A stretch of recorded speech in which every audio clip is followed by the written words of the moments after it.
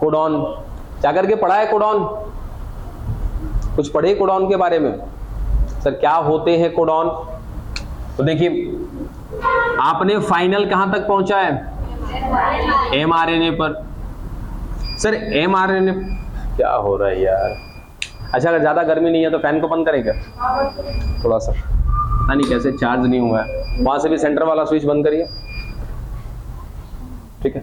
चलो फिर जरूरत पड़ेगी तो ऑन कर लेंगे थोड़ा सा। अब mRNA पर क्या मिल रहा था? नाइट्रोजन क्षार, ठीक है? AUG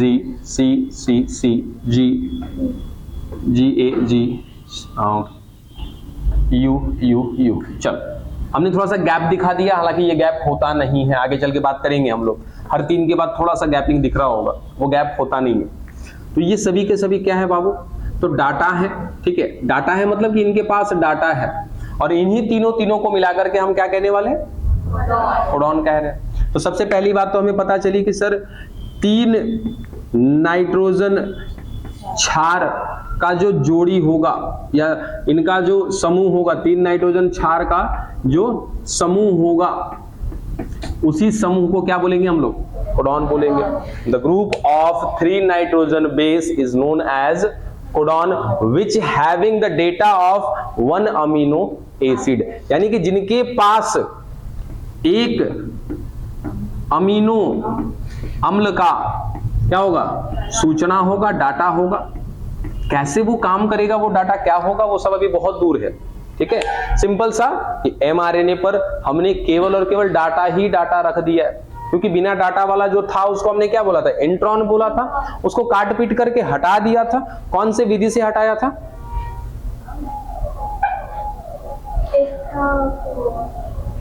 सीधा सीधा विधि का नाम पूछा है मैंने। आपके पास HNRNA है। HNRNA में क्या होता है? कुछ भाग ऐसा होता है जिसके पास सूचना नहीं होता है, कुछ भाग ऐसा होता है जिसके पास सूचना होता है। जब ये दोनों एक साथ मिल रहे होते हैं तो ऐसे ही RNA को हम लोग बोलते हैं HNRNA। बाद में क्या करते हैं कि पहले इसको अस्थाई करते हैं हम लोग, क्योंकि अस्थाई नहीं करेंगे तो क्या हो जाएगा? ये बिखर जाएगा, खराब हो जाएगा। तो अरे सुन तो लो, HNRNA को बिखरने से बचा लिया आपने। कैसे बचाया वो किसी और से पूछ लेंगे, ठीक है? उसके बाद हमने फाइनली इसमें से इंट्रॉन्स को काट के हटा दिया। जिस प्रक्रिया से काट के हटाया उस प्रक्रिया का नाम पूछा है मैंने। आप तो ये बता रहे हो कि किससे काटते हैं किससे जोड़ते हैं, वो नहीं चाहिए हमें। जो हमने काटा, जो हमने जोड़ा, उस प्रोसेस को क्या कहते हैं? बात समझ में आ रही है अभी? इंट्रॉन को काटा। अरे बाबा ठीक है, इंट्रॉन को काट के हटा दिया। किसने हटाया? सर RNA न्यूक्लियस ने हटाया। फिर एक्सॉन को जोड़ना था, किसने जोड़ा? RNA लाइगेज ने जोड़ा। सब पता है। ये काटना जोड़ना दोनों को मिला के कहते क्या? कभी फील करते हो कुर्सिया कोई पटक देंगे उठा के? कभी से कहां था? घूम रहा था सही से। चलिए यार, ऐसे को क्या बोलते हैं बाबू? संबंधन कहते हैं, स्प्लाइसिंग कहते हैं, ठीक है? स्प्लाइसिंग के दौरान हमने क्या प्राप्त कर लिया था? mRNA। अब इस पर केवल सूचना ही सूचना है, और वो सूचना किस रूप में मिल रही है? सर 3 नाइट्रोजन क्षार का जो समूह है उसी को हम कह रहे हैं कोडॉन, और इसी के पास है सूचना कि भाई ये आगे चल के क्या करेगा? कूट लेखन करेगा, कूट लेखन करेगा। कूट लेखन को ही बोलते हैं हम लोग ट्रांसलेशन, या इसी को कहते हैं हम लोग अनुलेखन। या तो कूट लेखन कह दो या अनुलेखन कह दो। लेखन का मतलब उसके सूचना को लिखना। किसके सूचना को लिखना? कूट। कूट माने कोडॉन। समझ में आ गई? तो आगे चल के ये कोडॉन अपने डाटा को ट्रांसफर करेगा tRNA को। अंत में आपको मिलेगा क्या? एक अमीनो अम्ल। उसको जोड़ते जाएंगे जोड़ते जाएंगे जोड़ते जाएंगे, क्या बनता जाएगा? Polypeptide chain. और वही पॉलीपेप्टाइड चेन आगे चल के क्या कहलाएगा? प्रोटीन कहलाएगा, ठीक है? तो कोडॉन की बात समझ में आ गई कि कोडॉन क्या चीज है? 3 नाइट्रोजन क्षार से मिलकर के बना हुआ है। दूसरा बात कि ये जो डेटा दिख रहा है ना, ये कोडॉन के रूप में, इसी कोडॉन को हम एक नाम देते हैं क्या? Genetic code. इसको हिंदी में कहते हैं हम लोग आनुवांशिक कूट। चलो यहां तक की बात खत्म हुई, तो आगे बढ़े फिर। कुछ भी शेष बात नहीं किया। कोडॉन क्या है, तो mRNA जो था उस पर 3-3 नाइट्रोजन क्षार मिल रहे हैं, उन्हीं का समूह क्या कहलाता है, कोडॉन कहलाता है। ये आगे चल करके एक अमीनो अम्ल की सूचना देंगे, ठीक है। और इन्हीं कोडॉन्स को हम क्या बोलते हैं, आनुवांशिक कूट बोलते हैं। अब आनुवांशिक कूट काहे बोलते हैं पता है? लिखने वाले लिख चुके हैं, फोन वाले अभी तक फंसे हुए हैं।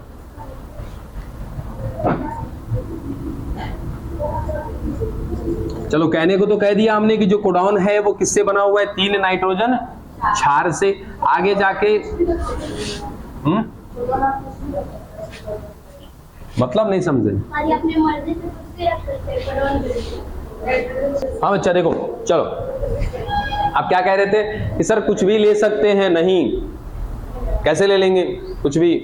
कोडॉन्स आपको याद करने की जरूरत नहीं है, कुछ कोडॉन्स को याद करने की जरूरत है, वो हम बताएंगे किनको आपको याद करने की जरूरत है, ठीक है। वो आएगा, अभी आपसे दूर है, हालांकि बहुत सारे कोडॉन हैं हमारे पास। और सुनो, एक बात आपको पहले ही बता चुके हैं हम कि लगभग 200 से भी ज्यादा क्या है, अमीनो अम्ल है, जिसमें से 20 प्रकार के अमीनो एसिड ऐसे होंगे जो आगे चल करके किसका निर्माण करेंगे, प्रोटीन का निर्माण करेंगे, ठीक है। मतलब कि इससे पहले भी एक स्टेटमेंट दिया था कि एक कोडॉन क्या करेगा, एक अमीनो अम्ल की सूचना को रखता है अपने पास। और हमें कितना भाई क्या करना है, प्रोटीन बनाना है, तो प्रोटीन बनाने के लिए कितने प्रकार के अमीनो अम्ल चाहिए, 20 प्रकार के। और एक कोडॉन जब एक प्रकार का अमीनो अम्ल बनाता है तो 20 प्रकार का अमीनो अम्ल बनाना होगा, ठीक है। तो 20 प्रकार के अमीनो अम्लों को बनाने के लिए कितने कोडॉन चाहिए, 20 चाहिए या तो उससे ज्यादा चाहिए। आप कहोगे सर उससे ज्यादा का है, उससे ज्यादा के पीछे का भी लॉजिक आएगा, चलो देखेंगे। उससे कम तो नहीं चाहिए हमको, ठीक है। अब सोचो ये आपको जरूरत है 20 रुपए की, 20 रुपए में ही कोई आपका काम हो सकता है। आपको 15 रुपए देंगे, हो पाएगा क्या? 25 रुपए देंगे तो बात समझे, बच जाएगा, वो एक अलग की बात है। बंद करो, दिमाग खराब, पता नहीं कैसे चार्ज नहीं हुआ है लगता है, पोल से लाइट हिल गया होगा। अब हाँ कहानी समझ में आई कि कम तो नहीं ले सकते, कम से कम भैया 20 चाहिए या तो उससे ज्यादा हमें चलेगा, ठीक है। तो कोडॉन कितना चाहिए हमको, 20 चाहिए। अब ध्यान से सुनिएगा, और कोडॉन कैसे होते हैं, 3 नाइट्रोजन क्षार के होते हैं। इसका प्रमाण है तभी जाकर के कहा गया है। पहले हम एक कंडीशन लेकर के चलते हैं कि सर यदि कोडॉन एक नाइट्रोजन क्षार का हुआ तब, या फिर एक नाइट्रोजन क्षार का कोडॉन क्यों नहीं हो सकता है। आइए देखते हैं क्यों नहीं हो सकता है। हमारे पास कितने प्रकार के नाइट्रोजन क्षार हैं, एडेनिन, ग्वानिन, साइटोसिन, थाइमिन। अगर हमने कहा कि एक नाइट्रोजन क्षार इज इक्वल टू एक कोडॉन, यही ना, ठीक है। तो एक कोडॉन ये हो जाएगा, ये भी एक कोडॉन, ये भी एक कोडॉन, ये भी एक कोडॉन। और एक कोडॉन क्या करता है, एक अमीनो अम्ल बनाता है। कितने बने आपके पास, टोटल 4 अमीनो अम्ल बने। कोडॉन कितने बने, कितने चाहिए, 3,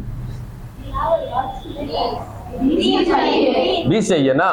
अगर मैं एक नाइट्रोजन क्षार को एक कोडॉन मानूंगा, ठीक है, तो कितने कोडॉन होंगे मेरे पास, 4 कोडॉन। और एक कोडॉन एक अमीनो अम्ल की सूचना देता है, तो कितने अमीनो अम्ल बनेंगे आपके पास, टोटल बनाने कितने हैं, 20 बनाने हैं। इसका मतलब एक कोडॉन एक नाइट्रोजन क्षार का तो बना हुआ नहीं।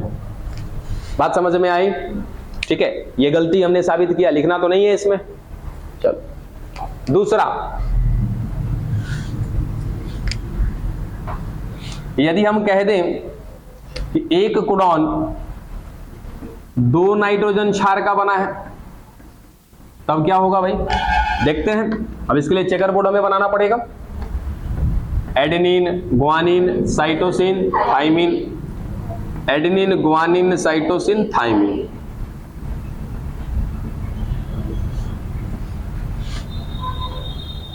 बन गया, देखो ए ऐसे करके, उसके बाद फिर क्या हो जाएगा, ए जी, ए सी, ए टी, ऐसे पूरा बन जाएगा क्या।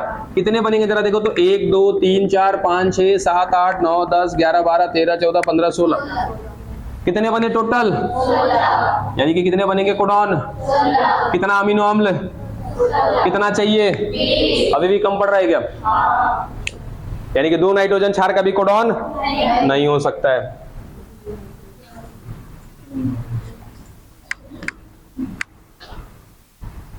अब क्या करते हैं? 3 करके देखते हैं। अब कैसे सर इतना बड़ा चेकर बोर्ड कैसे बनाए? काफी बड़ा हो जाएगा, छोटा कर लेते हैं। सिस्टम पहले वाला जब 1 कोडॉन माना था तो क्या किया था सर? 4 के पावर 1 किया था। देखो 1 नाइट्रोजन क्षार का यदि कोडॉन होगा, इसके लिए फॉर्मूला है 4 टू द पावर 1। ठीक है, 4 का है कि नाइट्रोजन क्षार कितने प्रकार के? 4 प्रकार के। कितने कितने को माना था? 1-1 को माना था पहले। कितना बना था कोडॉन? यदि मैंने कहा कि 2 नाइट्रोजन क्षार का बना है कोडॉन, तो 4 के पावर क्या हो जाएगा? 2। 4 चौके, अभी जस्ट बना था ना। ठीक है, 3 करके लेके चलेंगे तो जरा देखो तो क्या होगा? 3 नाइट्रोजन क्षार का बनाएंगे तो 4 के पावर 3 क्या हो जाएगा? 4 चौके 16 चौके। सर ये तो हो सकता है, बात समझ में आई? यानी कि हमारा कोडॉन 3 नाइट्रोजन क्षार का बना हो सकता है। हमें चाहिए था कितने प्रकार का कोडॉन? 16 की नहीं 20 है, सॉरी यहाँ पे 20 प्रकार का चाहिए था। 16 तक आए हैं, 16 तक से हमारा काम नहीं चलेगा। चाहिए था 20, बन गया कितना? काम हो जाएगा ना। ये सब कहानी पता है कौन बता रहा है? एक वैज्ञानिक जिनका नाम है जॉर्ज गैमो। हालांकि इनके बारे में पढ़ेंगे हम लोग, चलेगा कि ये हैं फिजिक्स के साइंटिस्ट, लेकिन थोड़ा सा मैथमेटिकल कैलकुलेशन है ये। तो फिजिक्स वाले जो होते हैं मैथ को भी पढ़ते हैं, मैथ वाले फिजिक्स को भी पढ़ते हैं। तो इन्होंने क्या किया कि मैथमेटिक कैलकुलेशन निकाल करके बता दिया कि जो कोडॉन होगा वो 1 नाइट्रोजन क्षार का नहीं, 2 नाइट्रोजन क्षार का नहीं, कितने का बना होगा? 3 नाइट्रोजन क्षार का। तब सोचो कि फिजिक्स का टीचर अगर बायोलॉजी में घुस करके बायोलॉजी कुछ साबित कर रहा है, उसको यूं ही छोड़ तो नहीं दिया जाएगा। कहने वाला कहा कि सर ठीक है, आपने कहा 3 नाइट्रोजन क्षार, ठीक है, 4 नहीं हो सकता है क्या? 4 नाइट्रोजन क्षार रखेंगे तो क्या हो जाएगा? 4 के पावर 4, 64 चौके 256। तो सर जैसे 64 से काम हो सकता है, 64 में से हम क्या निकाल लेंगे? 20 निकाल लेंगे। वैसे 256 में से भी तो क्या निकाल सकते हैं? 20 निकाल सकते हैं। तब तो ये ठहरे फिजिक्स के साइंटिस्ट, फेल हो गए बेचारे, यहाँ पे साबित नहीं कर पाए। मैथमेटिक कैलकुलेशन तो दे दिया, लेकिन केवल कैलकुलेशन देने से काम नहीं होगा ना, साबित करना पड़ेगा। क्योंकि लास्ट में आकर के दोनों बातें फंस गई।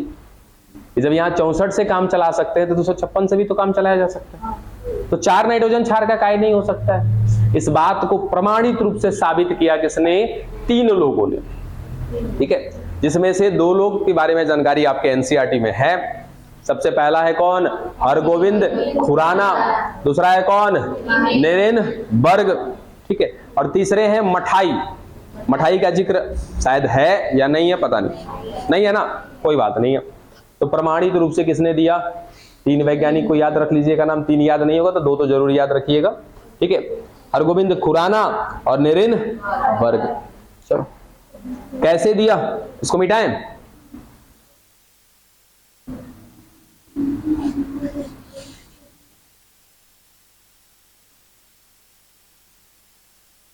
और एक बात याद रख लीजिएगा कि ये शब्द क्या, कूट, प्रकूट, कोडॉन, ये सब कुछ किसने दिया था? जॉर्ज गैमो ने दिया था। ठीक है, जो शब्द देने वाली बात है वो सब कुछ किया था जॉर्ज गैमो ने। यही बता भी दिए थे कि 1 कोडॉन 3 नाइट्रोजन क्षार से बना होगा, बस उसको साबित नहीं कर पाए थे। सबसे पहले साबित करने के लिए आ रहे हैं कौन? नेरेनबर्ग।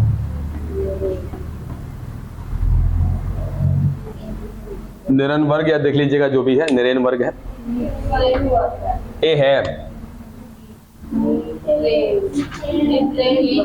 अच्छा कौनो वर्ग है, खोजते रहना। ठीक है, चलो अब नेरेनबर्ग क्या करने वाले देखिए।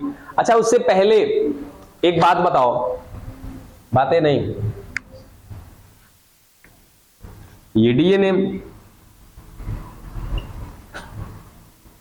3-5-3-5, ठीक है।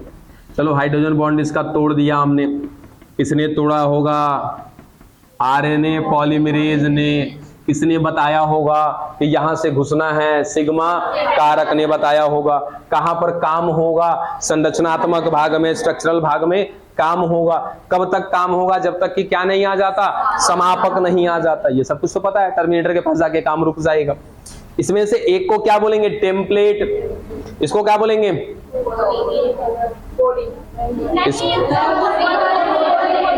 सही है, कोडिंग होगा। रीजन है कि सर हमेशा जो mRNA बनेगा या कोई भी नया धागा बनेगा वो क्या बनेगा? 5' to 3'। ठीक है, अब 5' to 3' नया धागा बनेगा, उस समय उसका अपोजिट धागा क्या होगा? 3' to 5'। तो ये हमारे लिए क्या हो जाएगा? टेम्पलेट। ये क्या हो जाएगा? कोडिंग। या तो हिंदी में क्या बोलते हैं? कूट, लेखन, रज्जु या कोडिंग स्ट्रैंड। काहे ऐसा बोला? क्योंकि इसी का डाटा नए वाले धागे पे जाएगा। ये सब कुछ भी प्रमाणित कर चुके हैं हम लोग। अब यहां पर आगे काम कौन कर रहा था? सर अंदर कौन घुसा था? RNA polymerase. क्या कर रहा था आरएनए पॉलीमरेज? तो ला करके यहां पर न्यूक्लियोटाइड को जोड़ रहा था। ध्यान से समझिएगा कहना क्या चाह रहे हैं हम। यहां पर न्यूक्लियोटाइड को लाना तो ट्राइफॉस्फेट वाला होता है, 2 फॉस्फेट हटाना, ऊर्जा लेना, उस ऊर्जा का इस्तेमाल करना, नए नए न्यूक्लियोटाइड को इस धागे पर जोड़ते जाना। ये सब कुछ कौन करता है? RNA polymerase. जैसे कौन कौन सा न्यूक्लियोटाइड भाई? सिंपली एएमपी हो सकता है क्या? Adenosine monophosphate. जीएमपी हो सकता है, ग्वानोसिन मोनोफॉस्फेट। सीएमपी हो सकता है क्या? Cytidine monophosphate. यूएमपी हो सकता है क्या? Uridine monophosphate. इन्हीं सबको तो लाके यहाँ पे जोड़ रहा था ना। और ये सब कुछ करने के लिए कौन जिम्मेदार था? RNA polymerase. ठीक है, आरएनए पॉलीमरेज को एक नाम देते हैं हम लोग।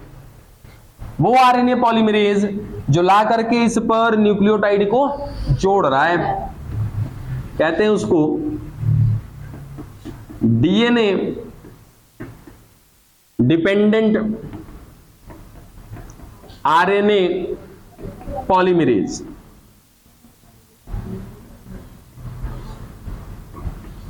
नाम से कुछ अर्थ पकड़ में आ रहा है? डीएनए डिपेंडेंट आरएनए पॉलीमरेज, यानी कि एक ऐसा आरएनए पॉलीमरेज जो डीएनए पर डिपेंडेंट है। बात समझ में आया?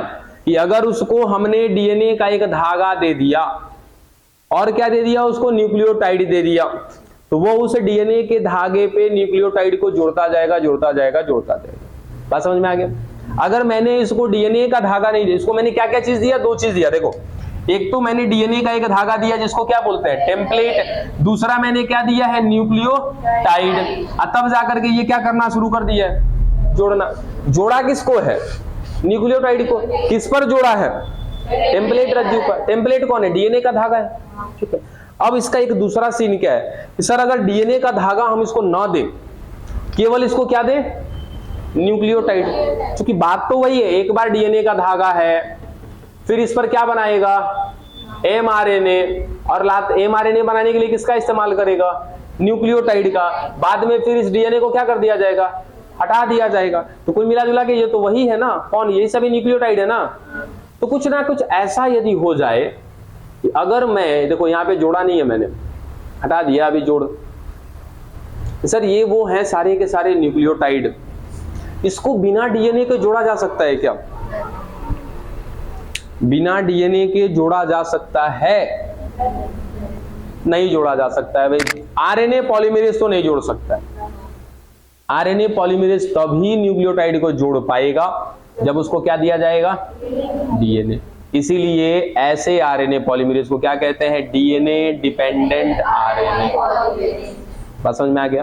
तो आरएनए पॉलीमरेज क्या होता है? सर डीएनए पे डिपेंडेंट होता है। अगर डीएनए नहीं मिलेगा तो ये न्यूक्लियोटाइड को जोड़। बात समझ में आई? कुछ लिखना तो नहीं है इसमें, बस खाली आरएनए पॉलीमरेज में कहीं ना कहीं एक नोट बना के लिख लीजिएगा कि आरएनए पॉलीमरेज क्या होता है? डीएनए डिपेंडेंट होता है, डीएनए पर ये डिपेंड करता है। अब आगे हम देखने जा रहे हैं निरेनबर्ग का थियरी की कैसे इन्होंने साबित किया।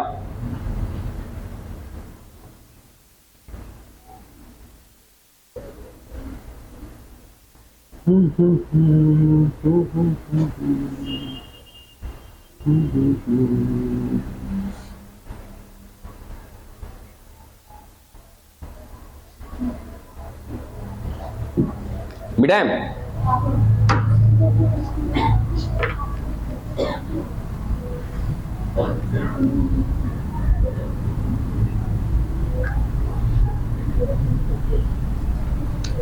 कहानी निकलेगी दिमाग से, सुनने की कोशिश करिएगा। सबसे पहला निरेनबर्ग ने जो काम किया है उसकी बात कर रहे हैं। सबसे पहला इन्होंने काम क्या किया है कि इन्होंने बनाया है mRNA। लेकिन हमको तो पता है कि सर mRNA जब भी बनेगा किस पर बनेगा? डीएनए पर बनेगा, और डीएनए पे बनेगा तो वो क्या कहलाएगा? नेचुरल कहलाएगा, क्योंकि अपने से बन रहा है। लेकिन इन्होंने क्या बनाया? mRNA, और वो भी बनाया इन्होंने कृत्रिम विधि से। कृत्रिम बोले तो आर्टिफिशियल, अपने मदद से बनाया इसको। बात समझे? और हमें तो पता है कि सर आरएनए पॉलीमरेज में तो क्षमता नहीं है बिना डीएनए टेम्पलेट के बनाने की। अकेले हम क्या नहीं कर सकते हैं? न्यूक्लियोटाइड को नहीं जोड़ सकते हैं। और कौन नहीं जोड़ सकता है? आरएनए पॉलीमरेज नहीं जोड़ सकता है, नहीं बना सकता है। क्यों? क्योंकि आरएनए पॉलीमरेज खुद एक प्रकार का डिपेंडेंट पॉलीमरेज। जब तक उसको डीएनए का धागा नहीं देंगे तब तक वो न्यूक्लियोटाइड को जोड़ नहीं सकता। ठीक है। निरेनबर्ग ने दिमाग लगाया। एक वैज्ञानिक थे जिनका नाम था, एनसीईआरटी में बहुत बड़ी गलती है इस नाम में, सेवेटो कुछ करके लिखा होगा, देखो चेक करो हिंदी मीडियम में। सेवेटो है ना? सेव काटो है, क्या है तो जो भी हो, सेवेटो है ना? वो गलती है। सेवेरो ओखोवा, ओखाव लिख रखा है, ओखोवा। ठीक है, खोवा से नाम याद रख लीजिएगा। हाँ, ओखोवा है। ठीक है, सेवेरो ओखोवा याद रह जाएगा। सही कर लीजिएगा। इंग्लिश मीडियम में सही है, इंग्लिश मीडियम के बुक चेक करेंगे तो वहां पे सही है, सेवेरो ओखोवा। देख लेना, शायद स्पेलिंग मिस्टेक हो तो हो, नहीं तो नहीं हो। सही कर लिया? चल, एक वैज्ञानिक थे जिनका नाम था सेवेरो ओखोवा। इन्होंने एक एंजाइम बनाया था, और पता है वैज्ञानिक लोग जो काम करते थे अपने ही नाम पर काम करते थे। ठीक है, तो सेवेरो ओखोवा नामक एक वैज्ञानिक ने एक एंजाइम बनाया, उस एंजाइम का नाम दे दिया सेवेरो ओखोवा एंजाइम। ठीक है, अब सवाल ये कि सर इसकी बात अभी यहां पर काहे आई? तो ये एक ऐसा एंजाइम है जो, हाँ एंजाइम है, सुनो सुनो क्या बोला, बात पूरा सुनो। सेवेरो ओखोवा एक वैज्ञानिक जिन्होंने बनाया एक एंजाइम, जैसे मैं क्या विकास, मैंने बनाया एक एंजाइम, उस एंजाइम का नाम रख दिया विकास, ताकि मेरा नाम चलता रहे लंबे समय तक। बात समझ में आया? बस, तो वही चीज सेवेरो ओखोवा एक वैज्ञानिक है जिन्होंने एक एंजाइम बनाया, उस एंजाइम को ही नाम दे दिया क्या? सेवेरो ओखोवा एंजाइम। हो गया? चल, अब सवाल ये कि सर सेवेरो ओखोवा एंजाइम करता क्या है? ठीक है, यहां पर अगर ये आया है बीच में, इस कोडॉन और कूट लेखन के बीच में, तो कुछ तो काम होगा इसका। देखिए क्या काम है। तो ये जो है इसको हम दे देंगे एएमपी, दे देंगे जीएमपी, सीएमपी, यूएमपी, सारे के सारे क्या है सर? न्यूक्लियोटाइड है ना? ठीक है, ये न्यूक्लियोटाइड मान लिया जाए कि 4 न्यूक्लियोटाइड हो गया, ये रहा 1 2 3 4। सर ये जुड़ नहीं सकते हैं, क्योंकि जुड़ने के लिए इनको नीचे क्या चाहिए? डीएनए चाहिए, और उसके बाद इस पर जोड़ने के लिए दूसरा कौन चाहिए? इसको आरएनए पॉलीमरेज चाहिए। सर ये तो नेचुरल तरीका है। ठीक है, कि नेचुरल तरीके में न्यूक्लियोटाइड्स को डीएनए के टेम्पलेट पर आरएनए पॉलीमरेज जोड़ता जाता है, और अंत में जो बना हुआ धागा है, यही धागा क्या कहलाता है? mRNA कहलाता। बात समझ में आई? ठीक है, हम क्या करने वाले हैं? mRNA तो बनाएंगे, लेकिन यहां पर डीएनए का टेम्पलेट रज्जू नहीं होगा। डीएनए का टेम्पलेट रज्जू नहीं है तो इस आरएनए पॉलीमरेज का भी कोई काम नहीं है, क्योंकि ये तो तभी काम करेगा जब इसका साथी रहेगा साथ में। इसको भी हटा देते हैं। तो सर ये जो आपका सेवेरो ओखोवा एंजाइम है ना, ये क्या करेगा कि न्यूक्लियोटाइड्स को बिना डीएनए टेम्पलेट का जोड़ देगा। जब इनको जोड़ दिया जाएगा तो क्या बन जाएगा बाबू? एम आरएनए बन जाएगा। बात समझ में आई? तो ये एक ऐसा एंजाइम है जो न्यूक्लियोटाइड्स को बदल देता है, जोड़ देता है, और जोड़ करके क्या बना देता है? एमआरएनए बना देता है। बात समझ में आई? तो यहां पे हमने क्या बोला कि एमआरएनए को कृत्रिम तरीके से बनाया था किसने? निरेनबर्ग ने। ठीक है, और बनाया तो कैसे बनाया? तो सर दूसरे पॉइंट में याद रख लीजिएगा कि उसने या उन्होंने एक एंजाइम का प्रयोग किया जिसका नाम था सेवेरो-ओखोवा एंजाइम। क्योंकि बिना इस एंजाइम को तो जोड़ ही नहीं सकते हम लोग। ठीक है, और बनाना है अपने मन से, कृत्रिम तरीके से बनाना है। नेचुरल बनाना होता तब तो आसान था।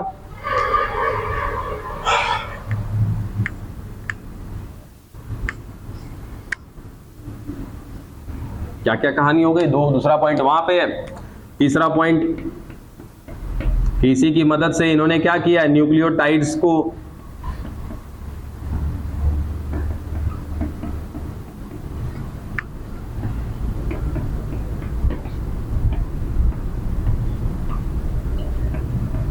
एंजाइम की सहायता से जोड़ा है।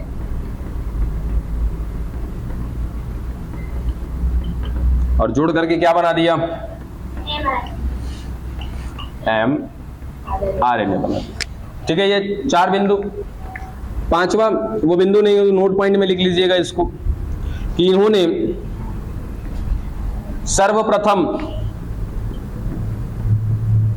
सर्वप्रथम माने सबसे पहले एक अमीनो अम्ल खोजा, साथ ही साथ पहला कोडॉन भी खोजा। भाई अमीनो अम्ल मिला तो कहीं ना कहीं देने वाला कौन होगा? कोडॉन होगा। तो यदि अमीनो अम्ल का पता चला है तो कोडॉन का भी पता चला होगा। ठीक है, वो कोडॉन कौन है? उस कोडॉन का नाम रखिएगा, याद रखिएगा, यू। समझे? सबसे पहला कोडॉन किसने खोजा? नरेनबर्ग ने। कौन सा है वो कोडॉन? यू। अब सवाल है कि सर ये कौन सा अमीनो अम्ल का सूचना रखता है? तो नाम याद रख लीजिएगा, फिनाइल एलानीन। फिनाइल एलानीन एक अमीनो अम्ल है और इसका डाटा किसके पास होता है? एक कोडॉन के पास, जिसका नाम है क्या? यू। देख लो कोडॉन चार्ट है क्या वहां पे? कोडॉन चार्ट में खोजो यू कहां पे है? वहां देखो, उसके सामने लिखा होगा PHE, शॉर्टकट नेम है फिनाइल एलानीन का।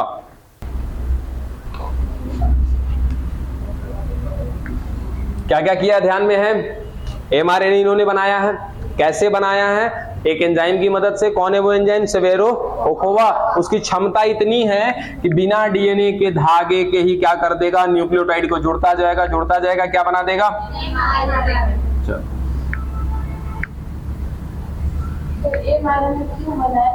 हाँ, यही तो सवाल है। देखते जाएं आगे कर क्या रहे हैं ये, आखिर क्या दिक्कत है इनको बनाने के पीछे का रीजन क्या है? इनको साबित करना है। क्या साबित करना है? कि एक कोडॉन 3 नाइट्रोजन क्षार का बना होता है। क्योंकि फंसा है, कौन आगे फंसा है? फिजिक्स का साइंटिस्ट। उन्होंने कहा एक से तो नहीं बना होगा, क्योंकि एक से जब बनेगा तो 4 ही कोडॉन बनेगा। 2 का भी नहीं बना होगा, क्योंकि 2 से ज्यादा 16 बन सकता है। 3 से काम हो सकता है कि 64 बनेगा। बाकी लोगों ने माना, कुछ लोगों ने कहा सर 3 से जब हो सकता है 64 तो 4 से काहे नहीं हो सकता है।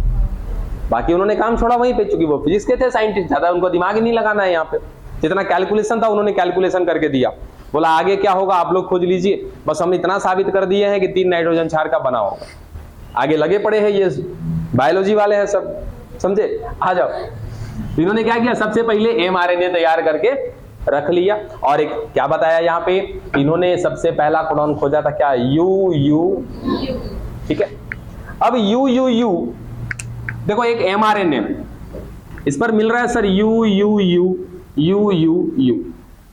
ठीक है, क्या मैं ऐसा कह सकता हूं कि सर इस यूरासिल के साथ, ध्यान देना इधर, क्योंकि अभी तुरंत उड़ जाएगा सब दिमाग से, इस यूरासिल के साथ एक शुगर जुड़ा होगा, सभी के साथ शुगर जुड़ा होगा।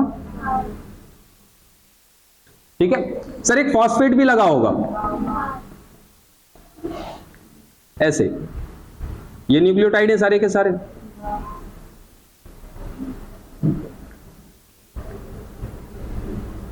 ठीक है, क्या मैं इसको कह सकता हूं यूरिडीन मोनोफॉस्फेट?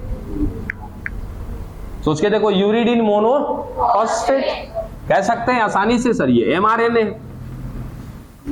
ठीक है, अब क्या किया, ये बनाया है mRNA। किसने बनाया? नरेनबर्ग ने बनाया। कैसे बनाया सर? सेवेरो-ओखोवा एंजाइम से बनाया। ये एक प्रकार का कृत्रिम RNA है। ठीक है, एक लिया इन्होंने क्या, देखो टेस्ट ट्यूब,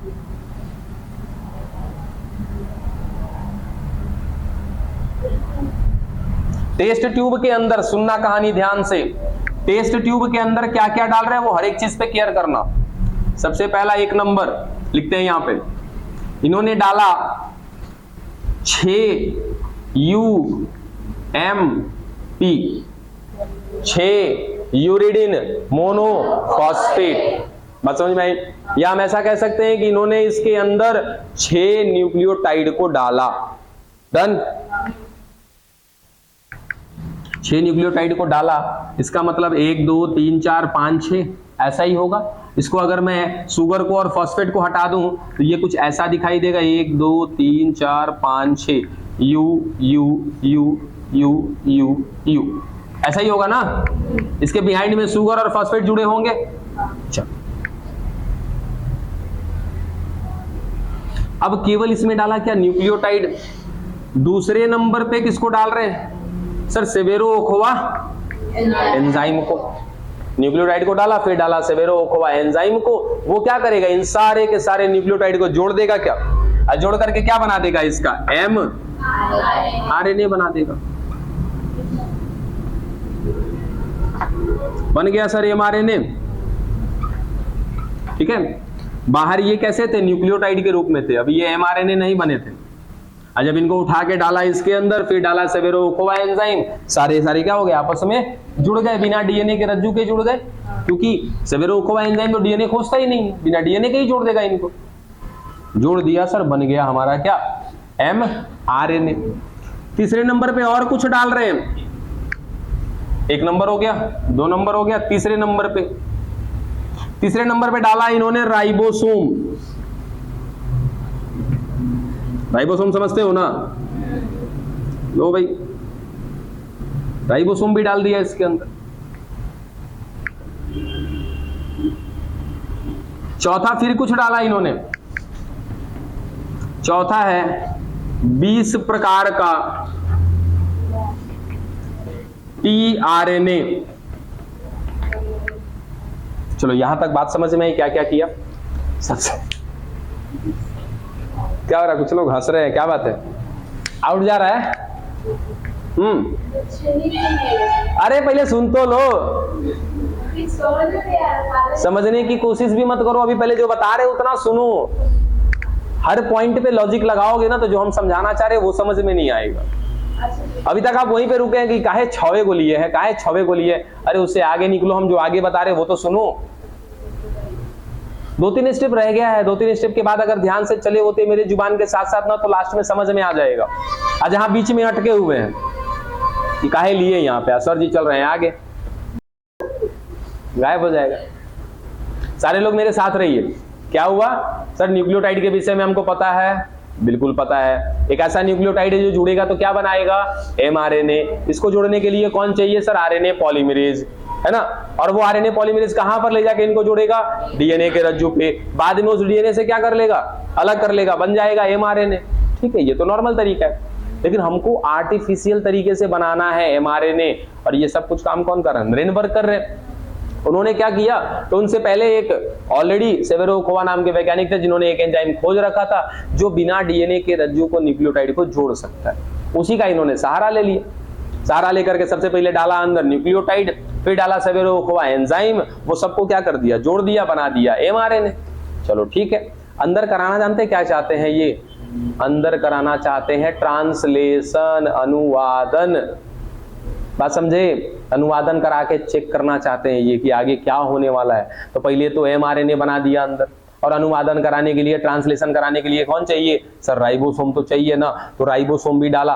और तीसरे में उसके डाटा को रिसीव करने के लिए कौन चाहिए, tRNA चाहिए, तो tRNA डाला। आप कहोगे सर 20 प्रकार का काहे डाला, क्योंकि अमीनो अम्ल भी तो 20 प्रकार के होते हैं ना, जो प्रोटीन बनाएंगे आगे चल करके। तो वैसा सब कुछ काम कर दिया। अब सब कुछ जब डाल दिया हमने, 6 न्यूक्लियोटाइड डाला, वो आगे जाके अंदर क्या बन चुका है, mRNA। लो सर mRNA मिल गया हमको। mRNA के बाद दूसरा कौन चाहिए सर, राइबोसोम चाहिए, वो भी मिल रहा है अंदर। तीसरा कौन चाहिए, tRNA चाहिए 20 प्रकार के, वो भी मिल रहे हैं। तो सर अब इसके बाद अगला काम क्या हो सकता है, ट्रांसलेशन तो हो ही सकता है ना। अब तो ट्रांसलेशन होने से कोई रोक नहीं सकता है। अनुवादन, सर इसके अंदर क्या मिल रहे हैं, तो क्या मिल रहे हैं देखो तो जरा, सर ये कोडॉन हो सकते हैं क्या, बिल्कुल हो सकते हैं।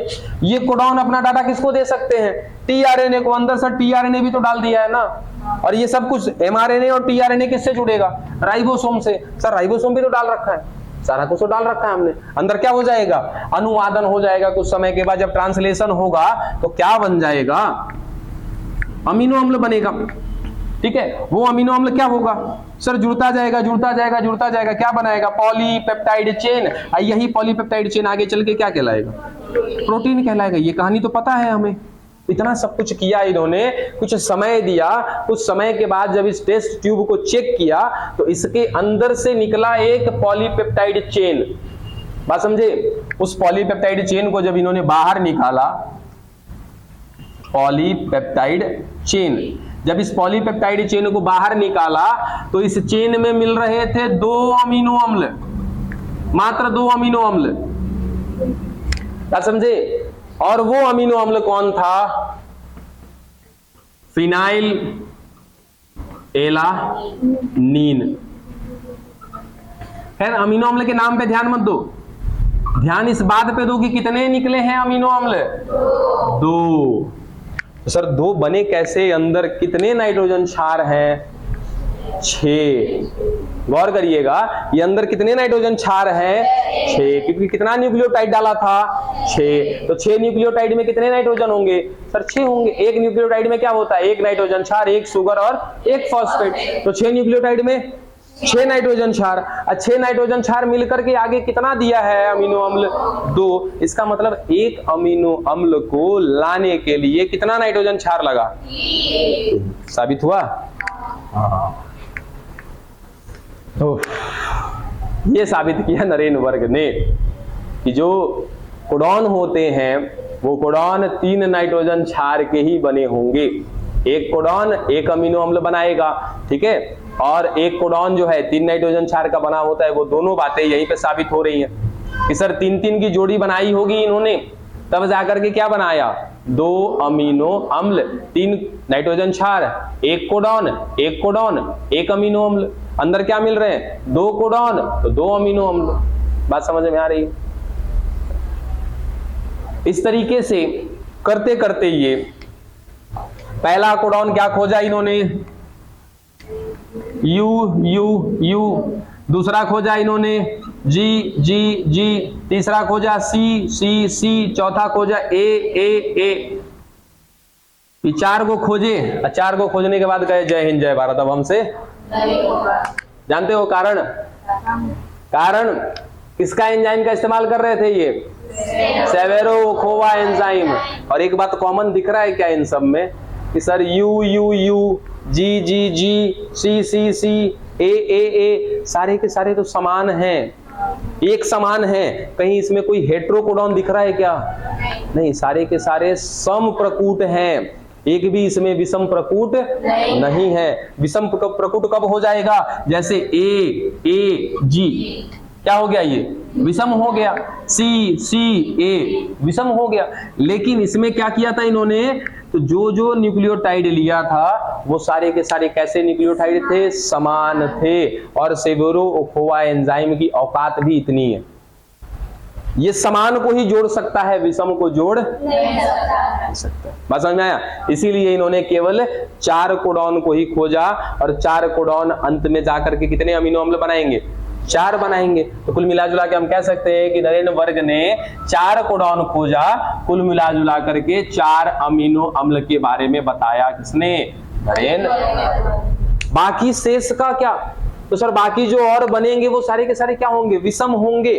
अब विषम के बारे में किसने बताया, अपना खुद का बंदा है इंडिया का, कौन है, हरगोविंद खुराना। तो बाकी शेष के बारे में बताया था हरगोविंद खुराना। खत्म।